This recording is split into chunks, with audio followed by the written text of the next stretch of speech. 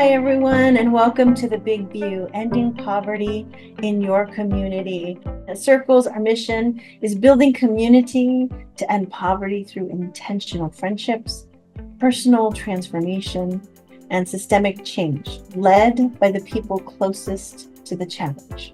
And our vision for the future is all individuals live in equitable and thriving communities where poverty no longer exists. Welcome, everyone, to episode 7 of season 2 of the Circles USA Big View podcast. My name is Kris Alexander. I am the Chief Learning Officer at Circles USA. And joining me, as always, is my co host and Executive Director, Kamatara Johnson. Hi, Kris. Hello, Kamatara. And I am super excited because today we are talking about appreciative inquiry. And it's just the two of us today because we have had a lot of really cool experience with appreciative inquiry lately as an organization. And so we're gonna just drop in and get started. So let's jump right in. So, what is our first thing is we need to figure out what is appreciative inquiry. So Kamatar, do you want to take this or do you want me to take this Why don't one? you start with the definition? Although I always giggle because sometimes appreciative inquiry is abbreviated as AI, and now, of course, we use that to mean artificial intelligence. So we are talking about appreciative inquiry. So why don't you hit us with a definition and just a wee bit of history, and then we'll dig deep from there. Absolutely. Well, in the AI community often now calls it the other AI. um because because AI as an artificial intelligence is like swooped in. So yes, AI, the other AI or appreciative inquiry is actually it's a form of like strategic planning, problem solving, um, and implementation that's really rooted in positivity and strengths rather than like weaknesses or what's wrong. It's like focused in on what are our strengths, what do we do really well, like what's our foundation. And then so that's the appreciative. And then inquiry, it's all about asking really powerful questions Mm. and getting really curious and just really diving into what's good and how can we exponentially increase the good. So I love it because Yes. it's just so much more towards like focusing on like where we want to head rather than just like tinkering and what's not working kind of thing. But it's such a powerful process because just like circles, it's assets based and it's life affirming. So if we can start with what we already have and what's going really well, as opposed to sometimes in group meetings, even before I worked for circles, I'd used appreciative inquiry, whether in the classroom or doing teachers retreats or at work retreats at church, and trying to say, okay, well, we need to solve this thing or we need to head in this direction or what's next for us. And I think that was the big question, like, what's next for us? Appreciative inquiry starts out with positive assets and what are good things so you can celebrate, because not everything is broken, not everything is a problem. So it's great to get grounded in what already exists and survey the land, as it were, like get your context and your tools and your assets, and then build from there. Like, okay, well then, you know, what might we imagine? Like the way it invites us with all the questions to imagine deeper. It's almost like using a different part of our brain. It feels more Mm. visionary than getting into the weeds of the nitty gritty problem solving and some of the negativity, or turning into a complaint fest, which is so hard. And then all of a sudden that meeting just tanks. It just goes in a Mhm. bad direction, as opposed to sparking creativity and then working together. I love that when I go into an appreciative inquiry session, I know that I don't have all the answers, and that the answers are going to come forth from the wisdom of the group. Like you might have something, and then another person will have something, and I might have a little piece too. And then we can see the affinity of it. Like, oh, you know what? 10 different people said the same thing. Let's look at that. Maybe that's important, or that is a good idea. It keeps coming up, or you know, only one person spoke about this, but it's so important. Let's hold on to that and see what we can work around it. It just, I love the way that it builds, and it almost is organic the way it comes together with the people in the room. So it really avoids that top down approach or that prescriptive, well, I'm just going to tell you what's going to go in our strategic plan, as opposed to, well, Mhm. let's open this up and see what our community thinks, and then what comes forth of its own accord. It's like a totally different posture. Yeah, oh my gosh, you said so many good things, and for anybody who's been listening to our podcast for any amount of time, you can see why we love appreciative inquiry so much, because it's just so in alignment with things like, you know, ensuring that circle leaders, those people with the lived experience of poverty, those people closest to the challenge, are centered, right? And appreciative inquiry is all about no hierarchy, collaboration, partnerships, like everybody has something to add. And then even just the focusing on what's good in that community building, right? That's what we're Right. all about, is that community building. So it's just such it's almost like the method by which we ensure that all of these things that are so important to us are being utilized in our communities. It's also so values aligned, like not only in practice, but it plugs us into our why, and keeps us really focused, so there's not drift into other things. Like it, I just love how it keeps us focused and aligned with our values, not only in the way the questions are asked and how the process works, but also just, I don't know, just the way we're showing up.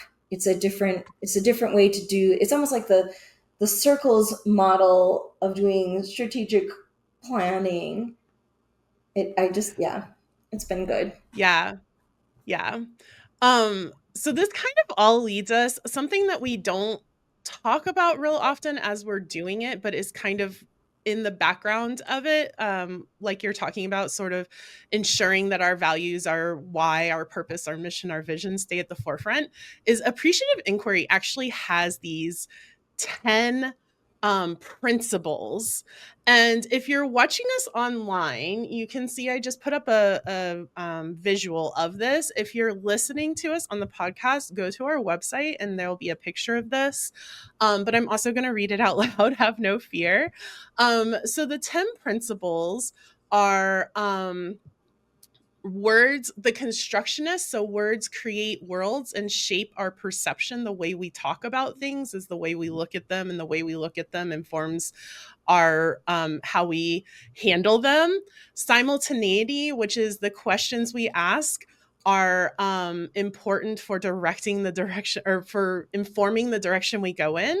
Anticipatory is that we can stimulate ourselves to make small changes based on the way that we look at the world and inspire ourselves.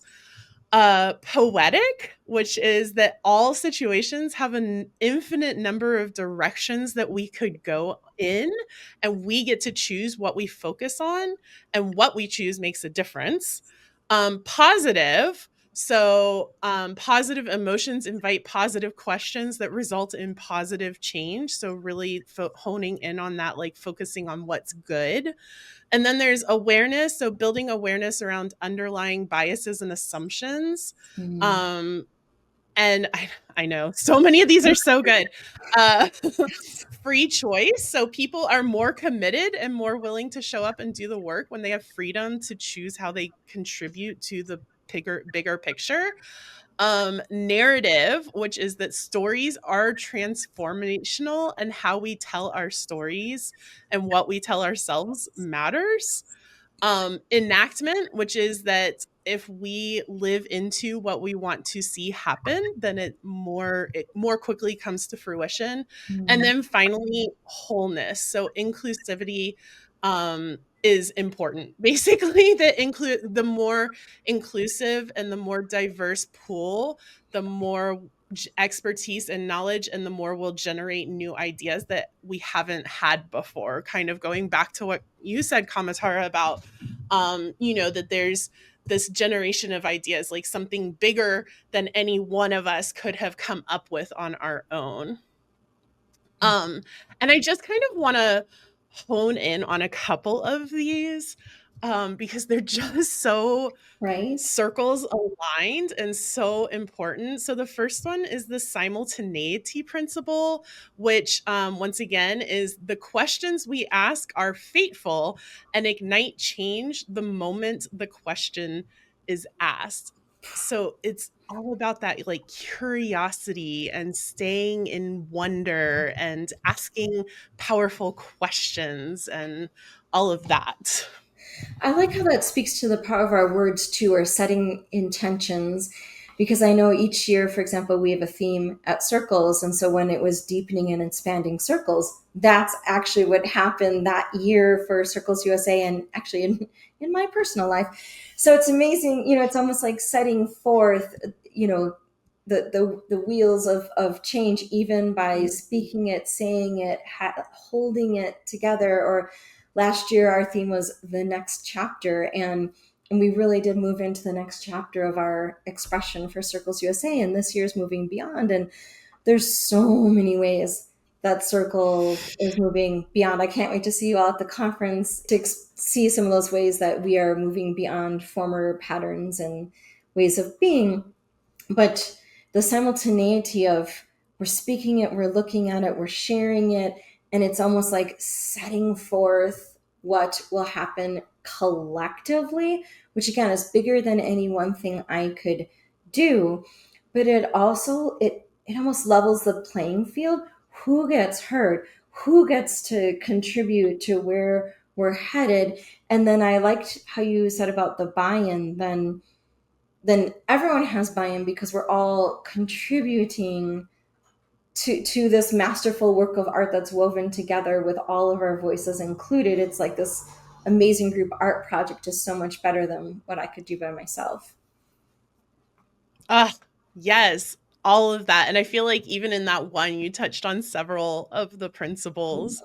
But yeah, it's so, to me, what that said, the way that you kind of like jumped off and touched, is like how important the questions that we're asking are to where we go, right? Mhm. And what I think of, what always comes to my mind is like a self question, where if I make a mistake in something, shifting my question from like, what's wrong with you, or what were you thinking, or Mhm. why would you do that, or why would you make that decision, to like, oh, tell me what happened here. What was the expected outcome, or what were you going for, right? Like, just Mhm. shifting it from like that little bit, then jumps off into all of these other things that you're Right. saying. Well, that's the coaching mindset right there. And it shifts out of the drama triangle, which can sometimes happen when we're trying to come together as a team and problem solve, or we're doing strategic planning,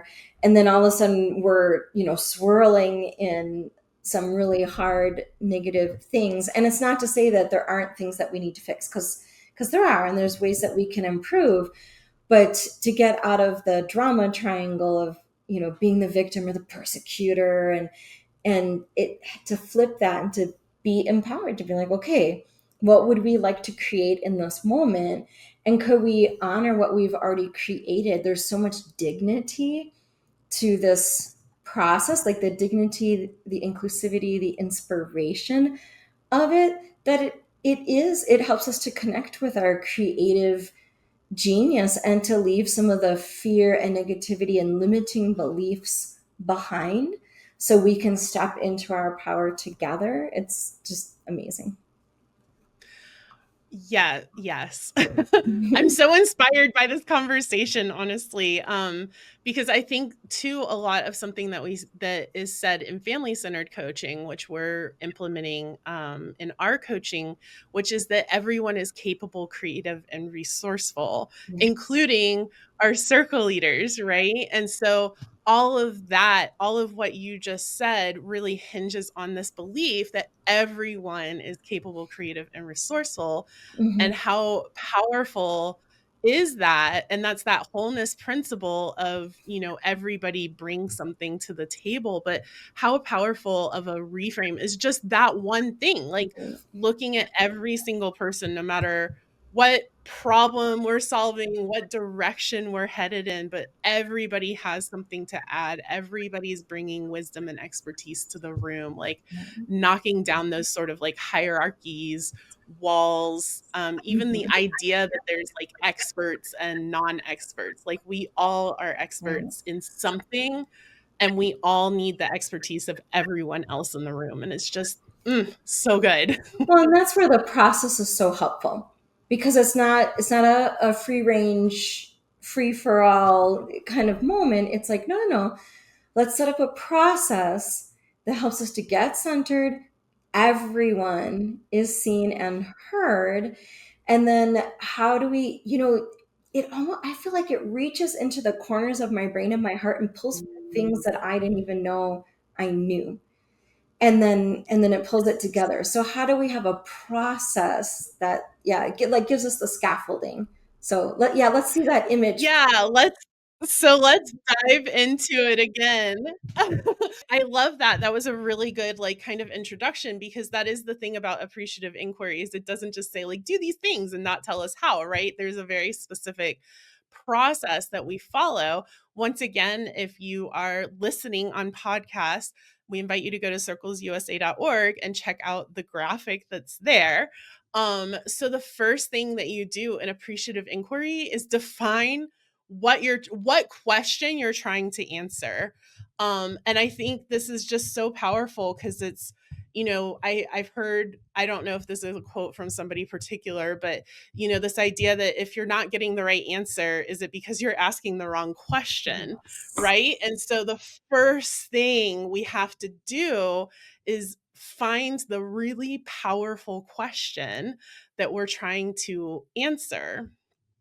Um, and in systems change work, what I've seen this question be in this process for like big view or systems change is, what does a thriving community look like? Or um, how do we move towards everybody being able to thrive and having opportunities and resources to do so?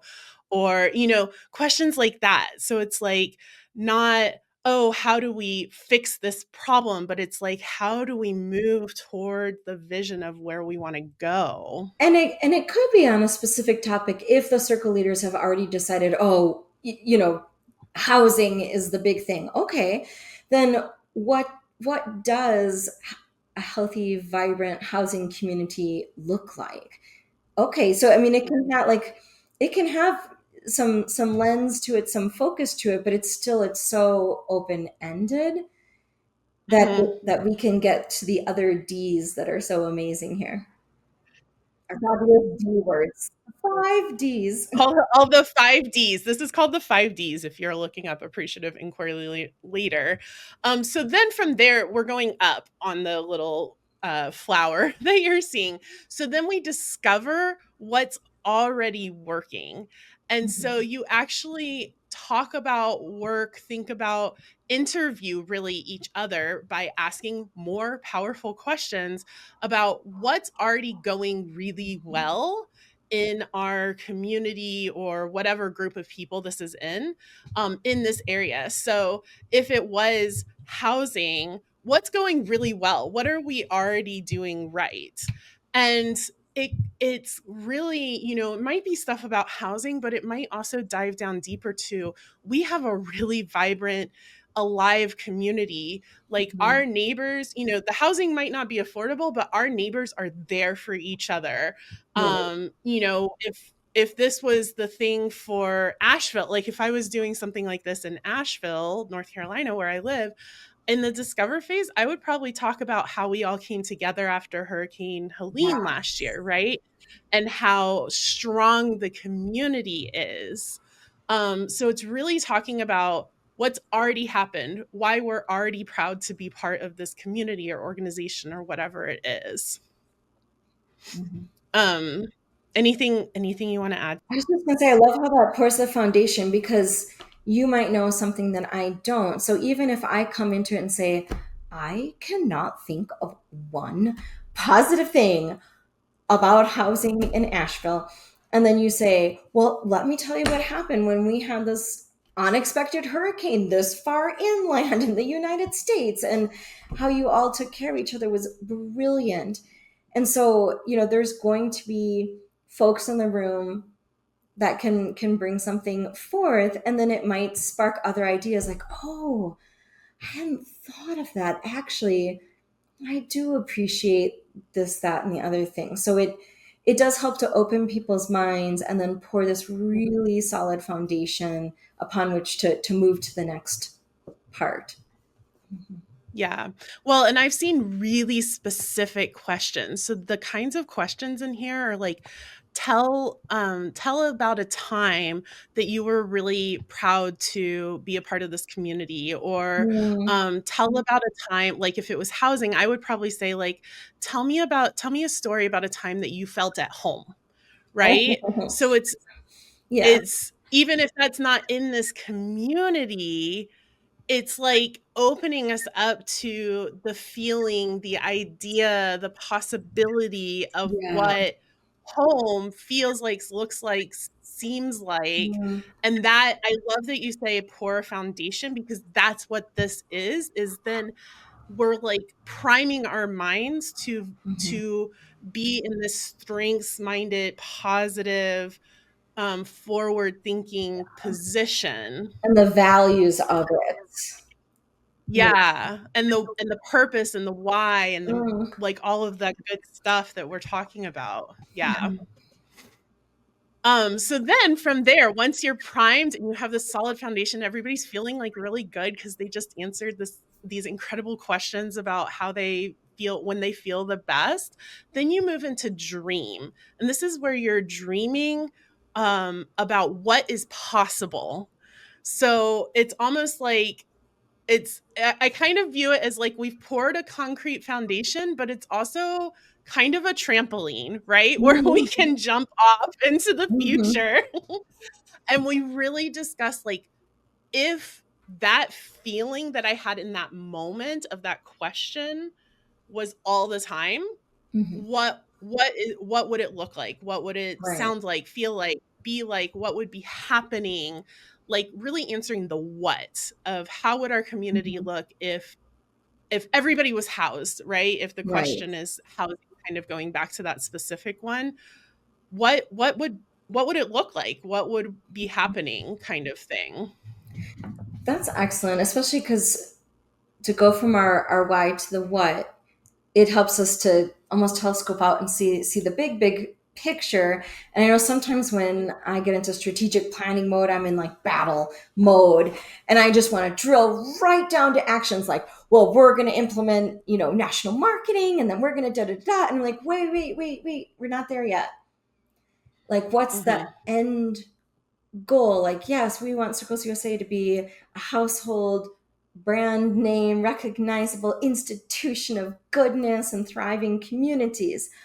Oh, how do we get there? Well, I would imagine, and then to dream Mhm. into it, that actually gets me into the visionary state that sometimes practitioners or people who are used to kind of being in the weeds, it's sometimes it's, yeah, how do we trampoline into that visionary state? So I like that there's a space for dreaming, even for the practitioners. Like, we don't have to worry about, whoa, who's going to fund that, or how's that going to happen, or we don't poo poo anything. Like, everything is on the table right now. We're dreaming, so that word dream is perfect. Yes, absolutely. Well, and going back to your example of like circles being a household name, Mhm. which is also on my, circles 2026 vision Mm, dream mm. board, right? Yes. We would back up, like before we even got to, because that's the design, right? That's like, how are we gonna do, or that's the what, and then the how is the really the weeds of like, what are we gonna do to get there? But like, we even back up to, what is Circles already doing that really works, that people talk about us, right? So it's like, it's that continuing Mhm. to just back us up and around. Love it. Okay, sorry. I just got excited about that one in particular, because Yes. Kamatara and I have had a lot of side conversations on that specific thing. Yeah. Um, Looping back around to our housing example. So once we've dreamed about everything that we could possibly imagine in this world where our question has been answered, it is happening, then we move into the how. So we've answered like what it would look like, feel like, be like. And now Mhm. how could we get there? And this is really the like nuts and bolts brainstorming section of what Kamatara was talking about. So this is where we say things like, um, for housing, it's like, oh, how do we get there? Do we need to build more affordable housing? Are there empty buildings in our city that we could Mhm. use to convert for affordable housing? Is there, what politicians do we need to talk Right. to?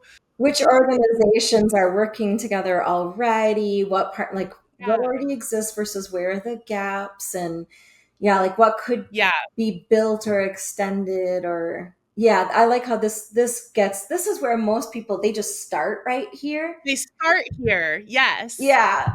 Yeah. And I know I always want to just jump into that design, but I'm so grateful for the, pouring the foundation first and then getting the vision in place and then saying, now how do we build the scaffolding to get there, or the little bridge to get to there? Exactly. Yeah. Exactly. And I think what's really powerful about this is it's still brainstorming. Like Hmm. in the process, it's still brainstorming. So we're still not worried necessarily about things like, is that feasible? Is that our best option? We're just taking the wisdom and expertise in the room and writing it all down, Right. all of the hows, all of the ideas, the wild ones where you're like, what? I've never thought of that before, but wait, actually, Yeah. just all of those ideas. So it's still kind of in that visionary, like, Hmm. experience of brainstorming, but really diving into the nuts and bolts. And you're right, Kamatar. I think we tend to start in this, and when we start in the design phase without doing the framework, I feel like it's our nuts and bolts end up trying to solve problems more than trying to move towards our vision, right? Yeah. So it's like this reframe from like trying to run away from problems or solve problems to like moving toward our vision of what is possible and really standing firm in the why of what we're doing, kind of thing. Yes. So that's like, that's the, I think, the crux of it, right? Of why all of these front pieces, which is like, oh, so you just want us to tell stories about like happy time? Well, no, there's Bigger a than deeper that. process, right? It's like getting grounded in your truth before you go ahead and make some really big decisions. Yeah, yeah. Yeah. And so then after we've kind of brainstormed and designed, then we really hone in to what Kamataro was saying. And we say, okay, in the dreaming, 10 people said they would love to see more affordable housing being built. So the end of the day is like more affordable housing. So, and we're here. So, like, what are the steps to get there? What do we need to do? Who do we need to talk to? All of those things. We build out the Mhm. plan. We use our Ah, like SMART goals. so that's the action plan. It's the actions plan and steps. Like, Yeah, this like is where we create the action plan and then we start taking the how steps. do you deliver this dream and design that we just discovered? Yes. Oh, I love that. Yeah. And then you keep refining, right? So it's like, now we have these kind of like SMART goals and we have these action steps. And then we keep going back to it and we keep saying, like, here's the question we're answering. Are we getting there? Are these steps working? Oh, we Mm, hit a roadblock. Like this politician that we thought we really needed to be on board isn't, but this politician that we never thought we'd get on board right, is. So how do we need to pivot, right. and Whew. just kind of keep, yeah, like reworking, Yeah. needing, and always starting in that foundational why, so that we're like staying, continuing to move around, not just then getting so caught in the weeds of the like Mhm. design deliver, like making sure that we're still really grounded in our purpose. I love that. I feel like Circles USA connecting more deeply with this process really reflects our organizational journey as well. And, when I first got to Circles USA, there was a 10-year strategic plan, which is, amazing and great. But, where did it come from? And who informed it? And then how was it implemented? And, I just had lots of questions when I first got to Circles. And then when I shifted into the executive director role, then obviously there was pressure like, yeah, we need a new strategic plan. There's a new leader. Okay, that's great. So I knew I wasn't, I needed more input. I wasn't going to do it by myself. I needed to get the wisdom of the group. And so I did host a board retreat for our amazing Circles USA board that came together. And through the wisdom of the group, we did a series of activities, and we did bits and pieces of appreciative inquiry, but not this whole beautiful process that you just mapped out. So it there was some consensus building and things like that, but it really wound up focusing a ton on deliver.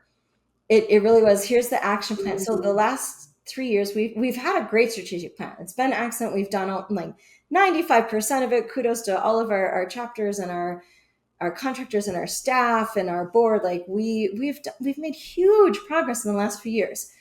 But what makes me most excited as this cycle comes to a close and then we're gearing up for our next strategic plan is how you, Kris, have been hosting the town halls to do the appreciative inquiry process with anyone from our chapters who wanted to show up and share and go through this process and bring it forth. And then we did that process with the board, and we did that process with our staff and core team members in the national office. And I can't wait when our conference is done to see all the results so we can synthesize again the wisdom of the collective. Because yes, the national office is leading, and yes, I'm leading the national office, but it's not about me. It's about us Hmm. creating the space and to be that clearinghouse, the collective that's coming together for the good and the wisdom of our community of practice. So, and a lot of the feedback that we heard, of course, is in alignment. I mean, it was beautifully in alignment with what we were already thinking in the national office. So I appreciate the affirmation of that Hmm. we Hmm. we aren't off base. Like, okay, we get what's going on. And it was like this, and here are some amazing ideas you didn't think of, or oh, there's a lot of emphasis on this, not that. Okay, then we need to listen to our people and head, more in that direction. So doing this appreciative inquiry process multiple times just recently, and then also how that is going to lead to our next strategic plan for Circles USA as a national organization is just so exciting, and really living what we ask our chapters to do, and to Hmm. really be like we are in alignment with our values and our process and our content and our ways of being. And we ask our chapters to do this when it comes to the big view or any kind of consensus building, problem solving, strategic planning type thing, and we're doing it too. So I'm happy to share that it's been such a wonderful way to live our cultural values at Circles USA. Well, and you looped it back around to exactly where I was going to go, which is like what makes this process so powerful. Mm. And the reason that we're really honing it and focusing on it in the national office is because of that primary goal that we have of ensuring that the people closest to the Mhm. challenge are the ones that are informing and directing the whole thing, right? And so in the chapters, this is why appreciative inquiry is so useful for systems change or big view work, is because not only does it kind of focus on solutions and future thinking, but it puts the circle leaders in the driver's seat and really gleans what they see as the barriers in their communities, and then asks them, what would our community look like if this wasn't a barrier?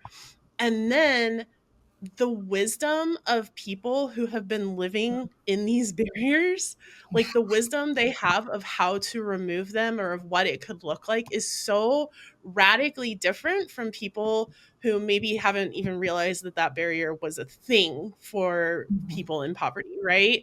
And so, just like we ask our chapters to do that with circle leaders, it's kind of the same thing. Like you said, Kamatara, like, yeah, the national office is the national office, but really, like, everything that we're doing is informed and directed by those closest to the challenge, which is our local chapters. And Right. so ensuring, that we are getting the input from them, that we're asking them the right questions to get the supportive responses, not to get the right answers, but to ensure that we're going in the direction that our chapters are telling us we need to go in.